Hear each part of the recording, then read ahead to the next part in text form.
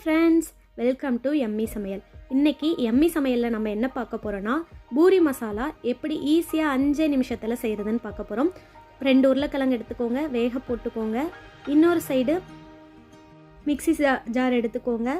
அதில் 2 ஸ்பூன் பொட்டுக்கடலை போட்டுக்கோங்க. அதை நல்லா அரைச்சி ஒரு பவுலில் எடுத்து கரைச்சி வச்சுக்கோங்க. ஸ்டவ்வை ஆன் பண்ணிக்கோங்க.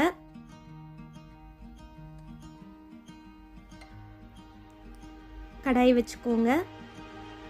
ஆயில் ஆட் பண்ணிக்கோங்க. கடுகு போட்டுக்கோங்க.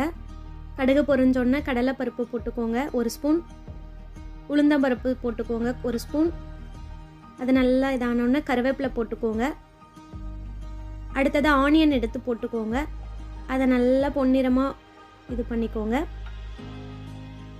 ஆனியன் போட்டு இந்த அளவுக்கு வந்தோடனே இஞ்சி எடுத்து போட்டுக்கோங்க.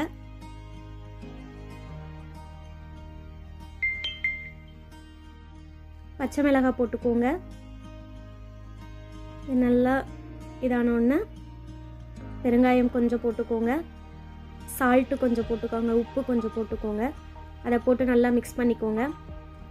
அதுக்கப்புறம் அவிச்சு வச்ச உருளைக்கிழங்கு எடுத்து மசிச்சு போட்டுக்கிறோம். இந்த மாதிரி வந்தோடனே கொஞ்சம் மஞ்சள் பொடி போட்டுக்கோங்க. கொஞ்சமாக போட்டுக்கோங்க.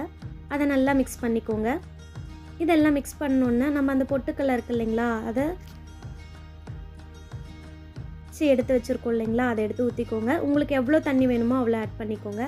அதை நல்லா மிக்ஸ் பண்ணி விட்டு நல்ல ஒரு க்ரீம் பேஸ்ட் அளவுக்கு வர அளவுக்கு விட்டுக்கோங்க. பார்த்தீங்களா, ஒரு க்ரீம் போல் இருக்குது இல்லைங்களா, இந்த அளவுக்கு வரணும்.